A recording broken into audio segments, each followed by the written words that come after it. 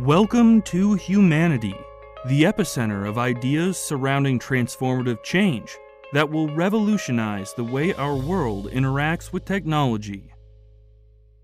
How can you effectively use AI for good? Our guest today will describe how he's using artificial empathy to build a digital therapist that can be given freely to every at-risk teen in America. I'm Kevin Castle, and welcome to Humanity Podcast, where we inform and empower the public through powerful dialogue with IT visionaries. Joining me today is Scott Sandlin, founder and CEO of Cyrano. As an educator, thought leader, Scott is promoting social well-being through a system that improves human-computer communication and trains people and machines and improves soft skills related to active listening techniques he's honed in his private clinical practice. Scott, welcome to the Humanity Podcast. Thanks for having me. Absolutely. The first thing I want to start out with before we get into your background is just tell us a little bit about Cyrano. So the idea of Cyrano is all about effective communication. So existing chat systems that are sort of state of the art and in the marketplace are really about very few words being measured. And they care about, the big nouns and verbs in sentences so that you can create basically a frequently asked question tool and have that be, instead of like searching for Google and typing it in, you say a natural sentence, it picks the words that it thinks matters and turns that into like a query. Okay. And there's a lot of words it leaves out, and those words matter. And so the idea of Cyrano is to say, rather than just go with frequently asked questions, what if we could go with high value conversations and effective communication strategies, and to build an AI system that's all about the strategic component of communication. Okay. That's what we do. Sounds like an extremely difficult challenge. So how did you even get started to tackle that type of a challenge? Especially given you don't have a technical background. I have no computer science background. Right. None of it. Yeah. No high levels of math. I haven't taken a math class since I think 1996. I should. Might be true. Imprinted in your brain. So I was the executive director of a mental health clinic. I spent 18 to 20 years in private practice doing mainly hypnotherapy, but also running a clinic of psychotherapists to life coaches and everything in between, focused on teen crisis and at-risk adolescents. So a lot of drug addiction, a lot of over-medication, a lot of high school dropouts, kind of that space. And it's a space that I care about. Right. And I spent a long time sitting this far away from a person who's telling me what's wrong with their life. And sometimes we're getting there early. Most of the time we're getting there late. And I know strategically how to approach a conversation, and I know how to teach people. I've trained thousands of people in hypnotherapy and continued education programs for therapists. And I did that for a long time.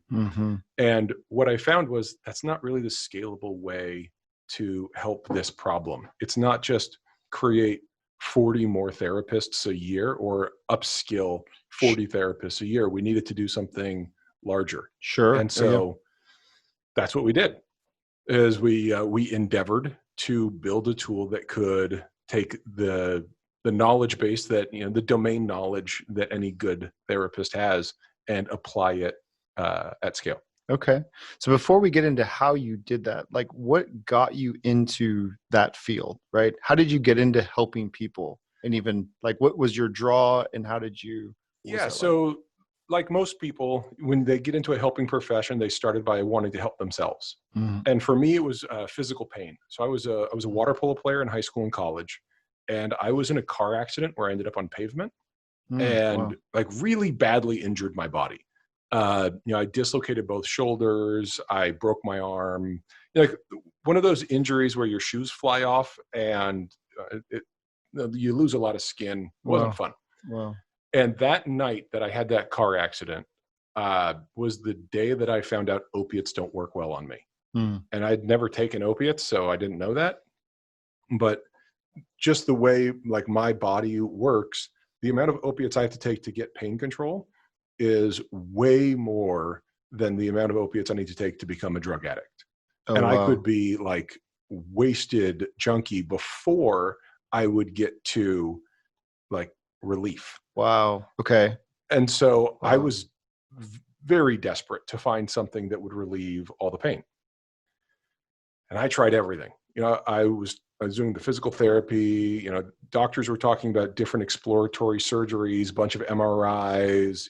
They were like, this is clearly wrong. This is clearly wrong. There's a bunch of other stuff. We'll just find out when we get in there. Right. And I was like, I'm in my teens. I don't like the idea of you opening up to find out what's wrong. Let's, can we get that figured out before the knives? And they were like, no. And so I was trying everything. I tried acupuncture, and the last thing I tried, and I did not believe in it at all, was hypnotherapy. Okay. And I was dating a girl who's a tennis player, and she's like, oh, you need to go try hypnosis because it really helped me with my serve confidence.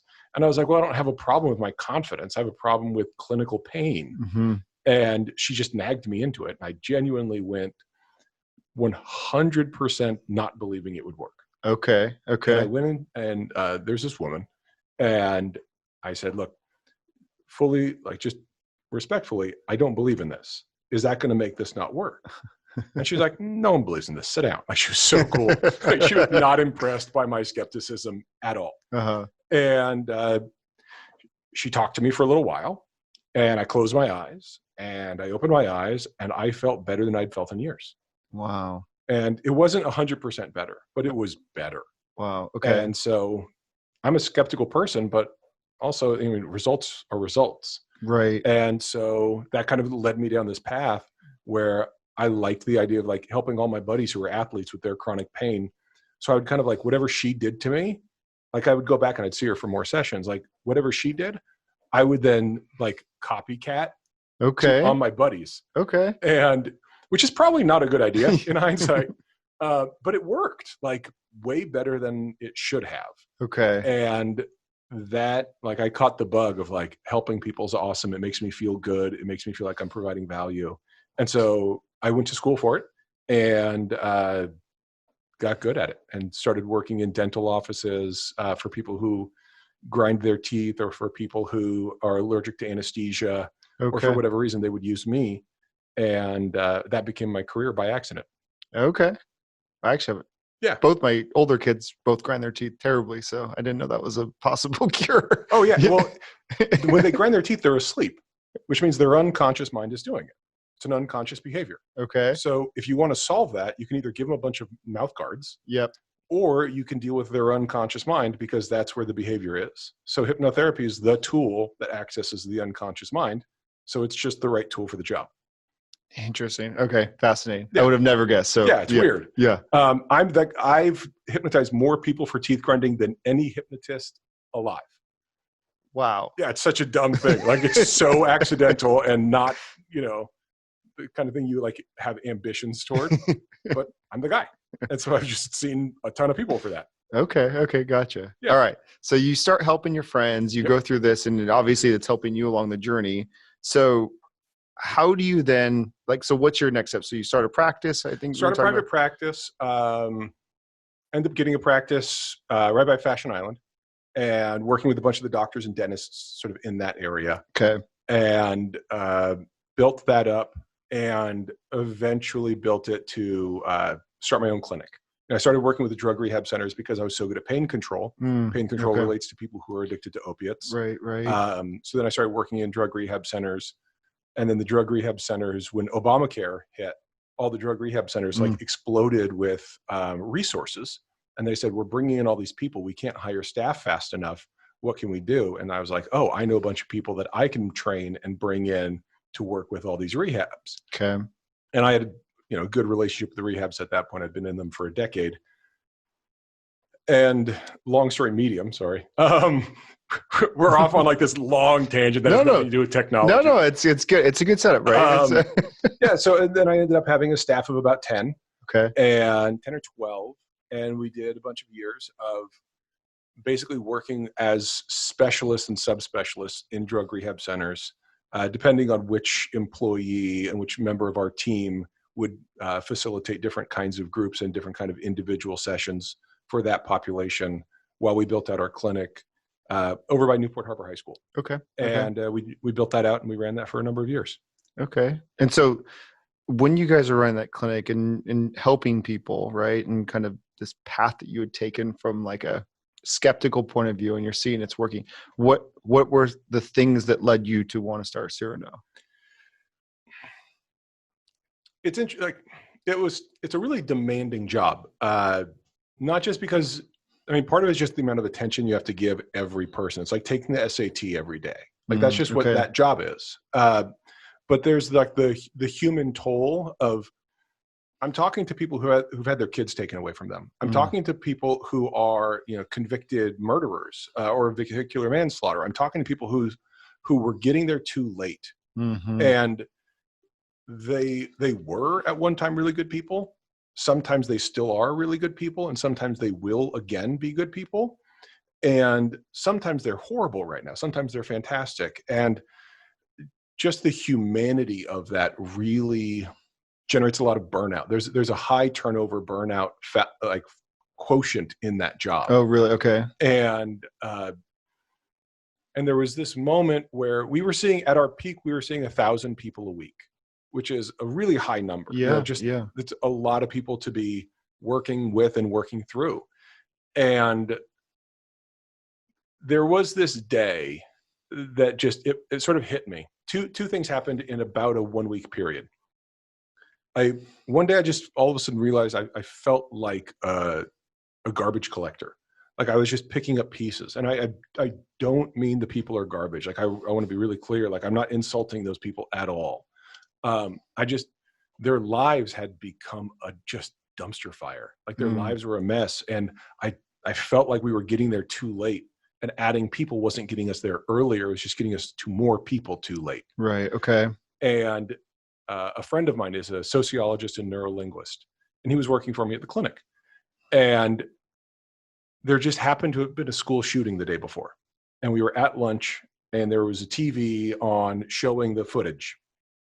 And it was footage from cell phones inside the school. And he said, what's crazy is every time there's a school shooting, the kids pull out their phones because they believe their phones are powerful. And when they need help, they go to their phone. And I had this epiphany, and I was like, that's what we need to be doing. We need to be in phones. We don't need more people. We need more programmers, and we need to go in that direction.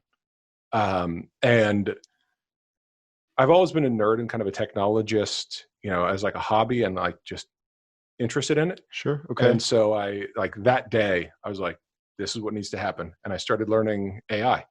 Okay. And I just started reading everything I could, doing online classes, watching YouTube videos, whatever it could be, to like just understand what the state of the tech was and what was possible. And I realized what I wanted to do, which is an AI therapist. I was like, oh, well, just make one of these. And I looked it up. I was like, oh, that would be hard. That's why no one's done it yet. It's kind of tricky. And I started looking at what it would take in order to do that. And what was like the steps from where we are to where I want to be, and how many missing pieces there were. I was like, okay, some of those I can totally tackle, and some of those will be tackled by other people much smarter than I am.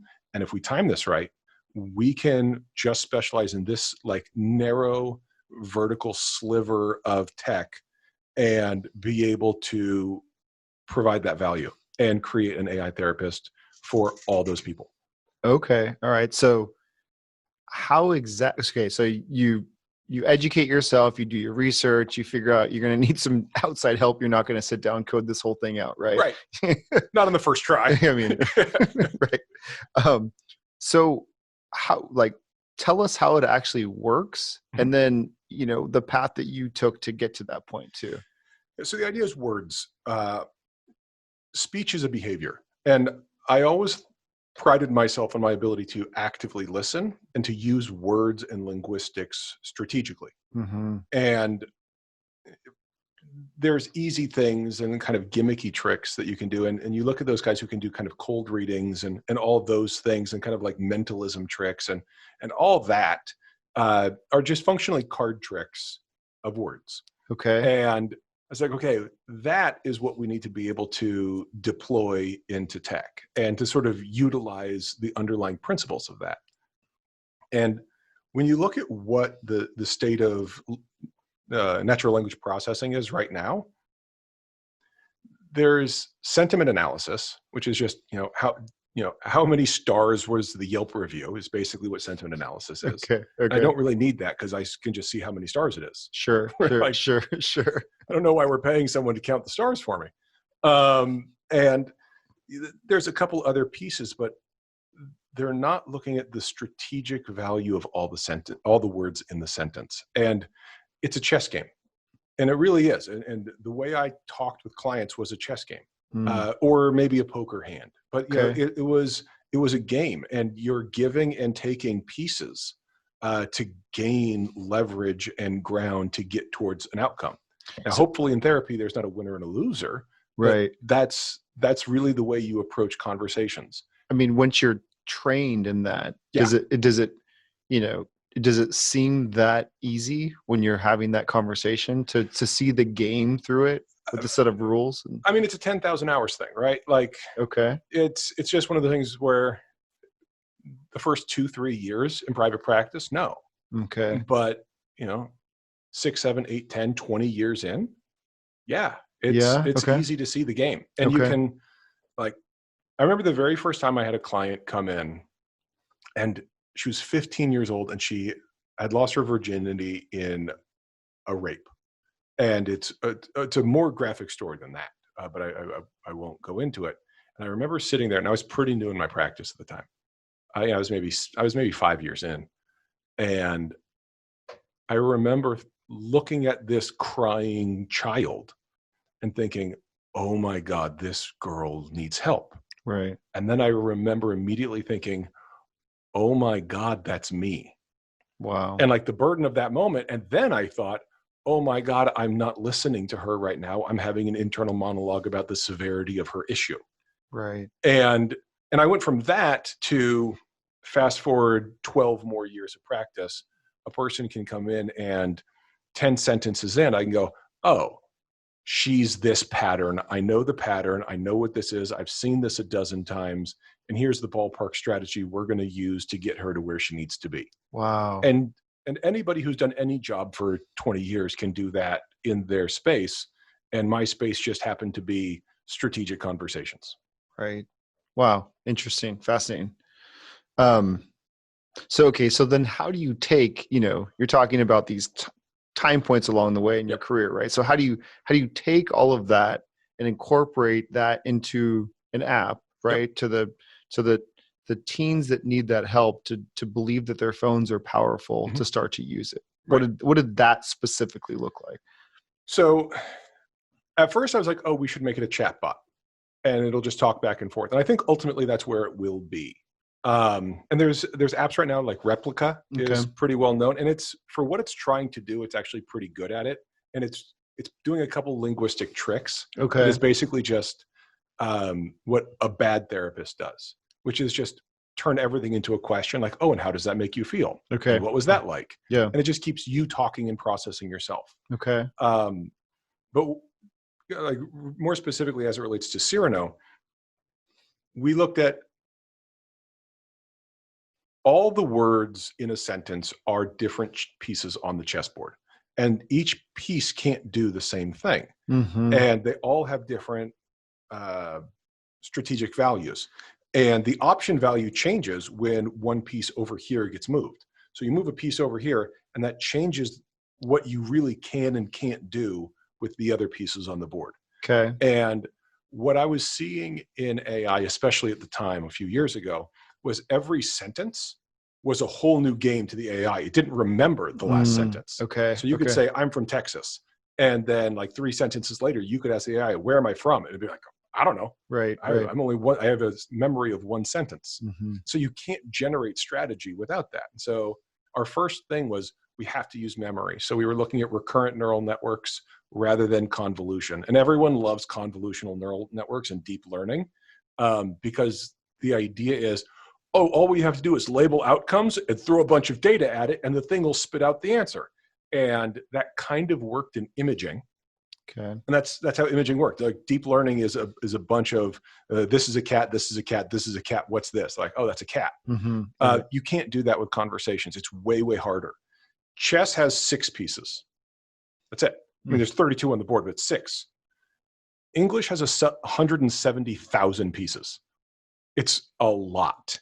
And so when you start thinking about the interactions of all of those different words and their values, you can't just say, well, let's label 30% of them and then see what happens at the end. Right. Like, that's dumb. Like, just the premise of that is going up to a world-class chess person and saying, hey, what's it mean when my opponent moves their queen 3 times in a row? What's that mean?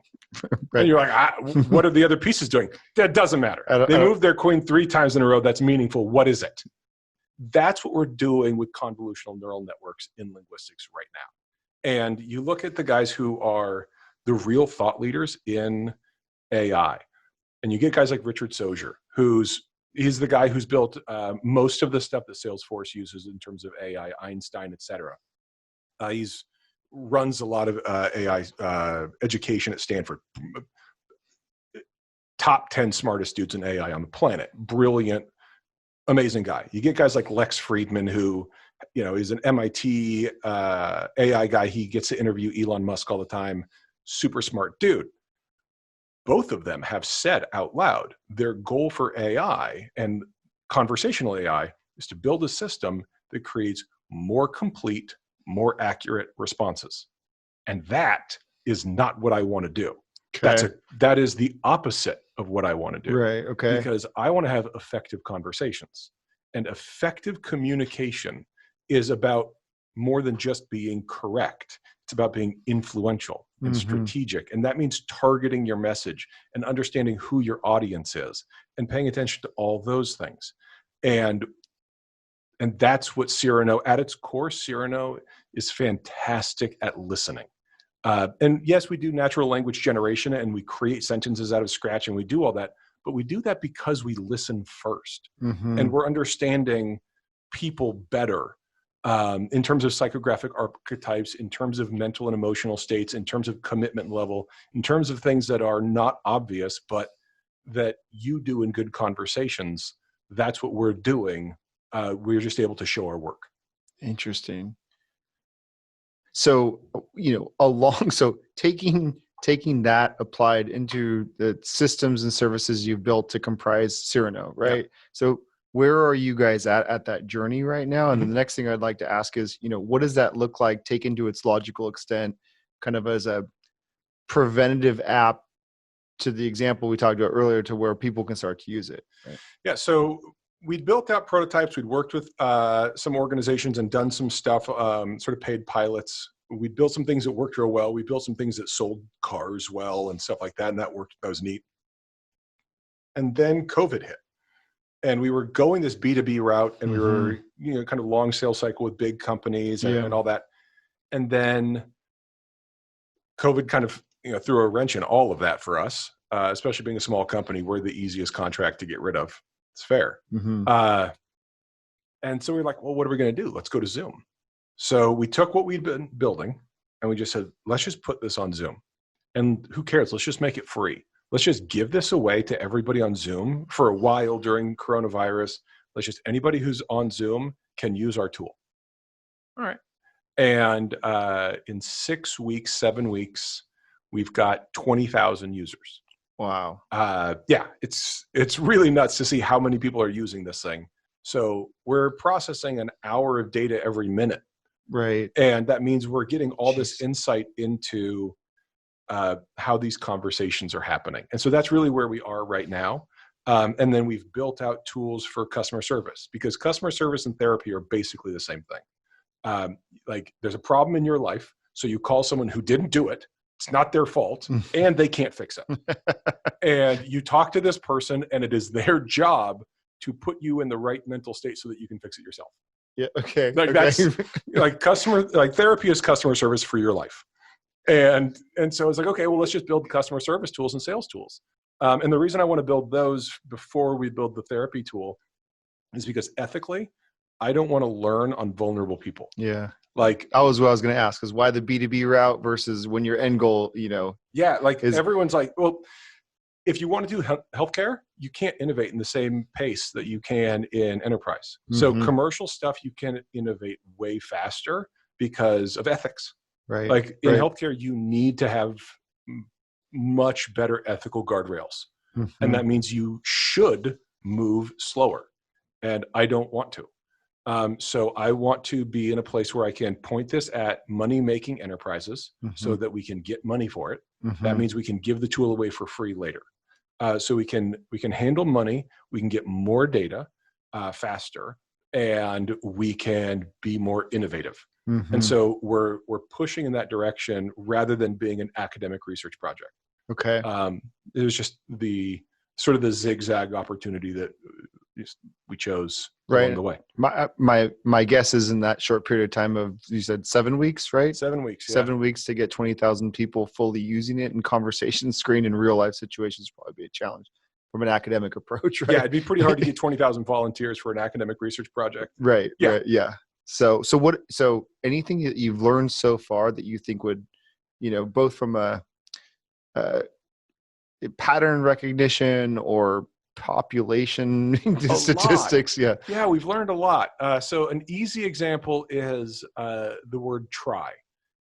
Everyone thinks the word try means you're not going to go. You're not going to do the thing. You're just going to give up and quit and fail. You're like, will you come to my party? I'll try to be there. That means you're not coming. Yeah, right. Right. And that's true. Like if I say, do you want to come to my party? And you say, I'll try to be there. That means you won't. Right.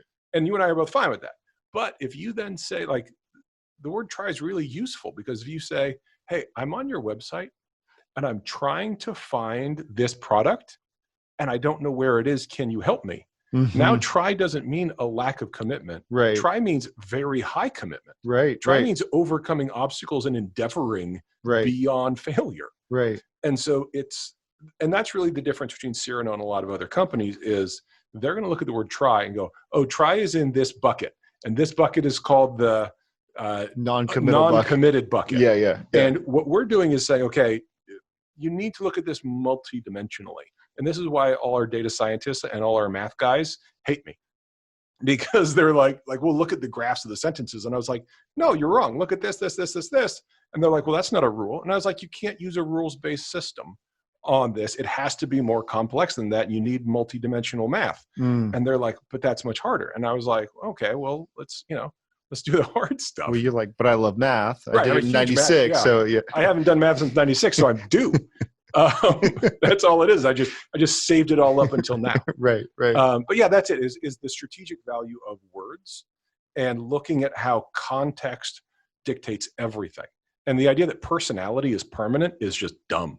Like, I don't believe at all that personality is permanent. Everything is context dependent. And we have seen this over and over in the data where, using car sales again, just because that's where we got our early data, you're test driving cars and you're being nice and you're talking to the guy and you're his buddy and all that stuff.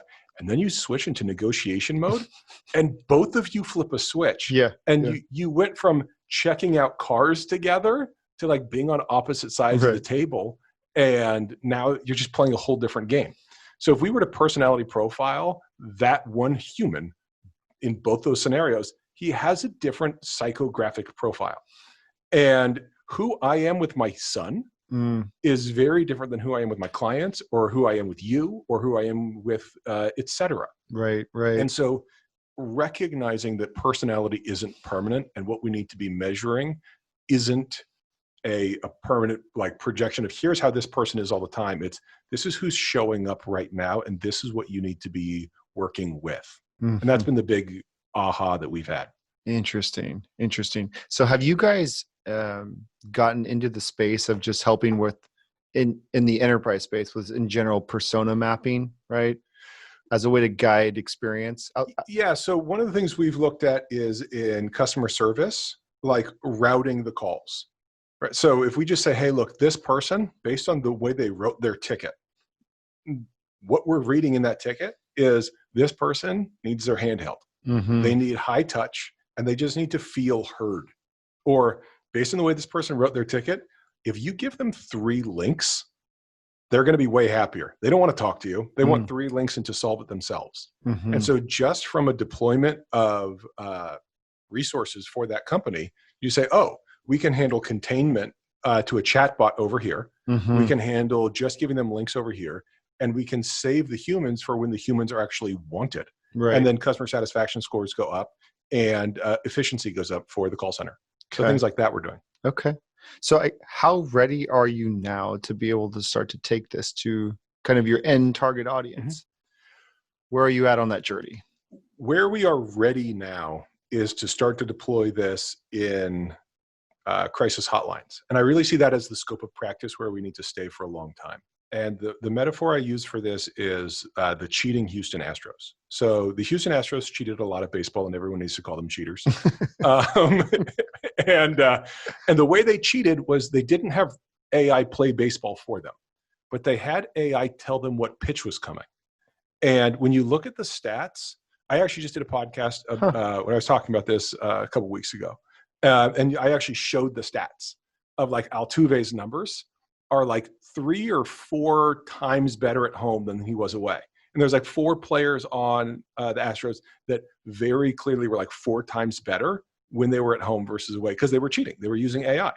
And they were getting signals, sometimes by banging the trash cans and sometimes with haptic like feedback on them that said, this is going to be a fastball in, this is going to be, a curveball away or whatever.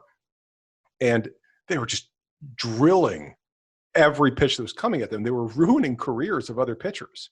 Like Clayton Kershaw's career was absolutely changed because of this cheating scandal. And that is really the prototype, is you don't need the AI to do everything for you. Great humans will execute at their job and they will be great at it. And they'll do what they're taught to do. All we're doing is giving them a heads up. Okay. All we're doing is say, look, this is what you're getting yourself into. This is what you need to do. And if we can just do that in crisis hotlines, if we can just do that at Veterans Affairs, Teen Crisis, Suicide Hotline, I would love nothing more than to give this tool to any and every one of those places, integrate it. I don't care. I'll pay for all of it. Like, let's deploy this thing. And there's still a human right there, but a lot of times those are volunteers. Yeah. So onboarding is difficult. Burnout is difficult.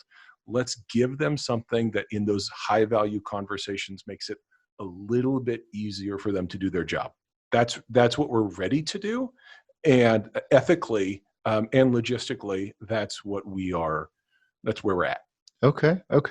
And then in the vision of your end goal, right? End goal. Is it that same, helping people to have, better human interactions from a therapy perspective? Or is it autonomous? It's autonomous. Ultimately, okay. I don't want to replace therapists, but no one's complaining that there's too many good mental health services in the world, right? There's just too many therapists. Like, there's too much help when I need it. Like, if we could just take all those people who, through stigma or socioeconomic limitations, there's a ton of reasons why people don't get therapy who really need it. Mm-hmm. And if we can build a tool that is just on their phone, and anytime I want to talk, it's going to listen. It's going to remember everything I say. It's never going to be distracted. It's never going to be bored. It's never going to be thinking about its other clients or its bias or any of those things. Mm-hmm. It's just going to be there for you without any ego. Right. And we can build that tool. Not yet, but we have the roadmap to get there. And that's where we want to be in a couple of years. Okay. I was just thinking that was kind of like Terminator 2, right? Sarah Connor talking about like the father that John never had, right? Yeah, it actually is. It was like he would always be there for him. He would always, right. That is the idea of a relentless, you can't say benevolent AI because benevolence is a terrifying word. Like, no one says benevolent about good stuff, even though it should be. You're like, benevolent, that's a suspicious word. Right. But an altruistic AI that actually is programmed to optimize for your mental state. Mm-hmm. And to say, for you right now, this is the upgrade that we want to help you with.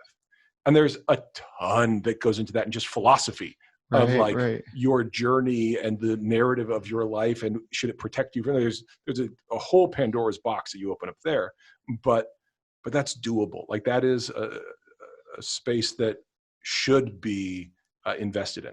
And so we want to be part of that conversation. Wow. That's extremely admirable. The journey from kind of where you're at now, looking back, fascinating. I have to ask one last question because the timely relevance of what's going on society wise.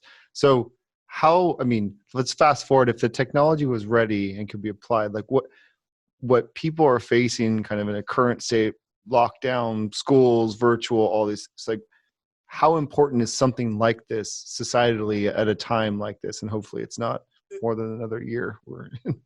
Well, I mean, think about talking is at an all-time high. Like, communication is the most human thing there is, right? Like, peacocks have feathers, deer have antlers, humans have words.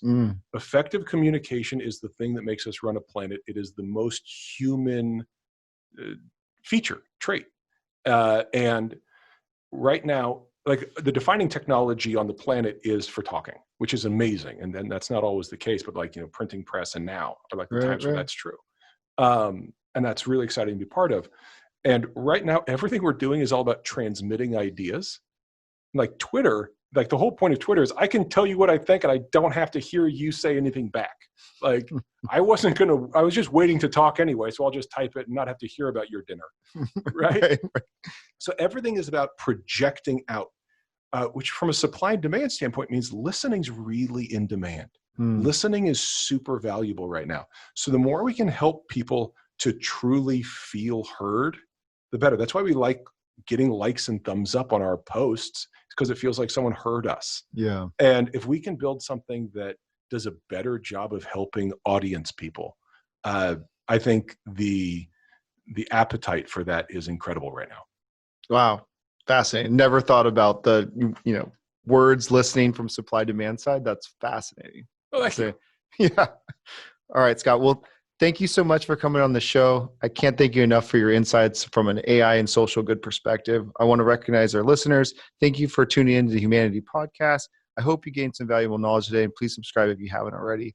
Send us any feedback. We'll share information about Scott's company, Cyrano, and give you in the show notes ability to reach out and connect if you're interested in learning more about his product and platform. Thank you all. Take care.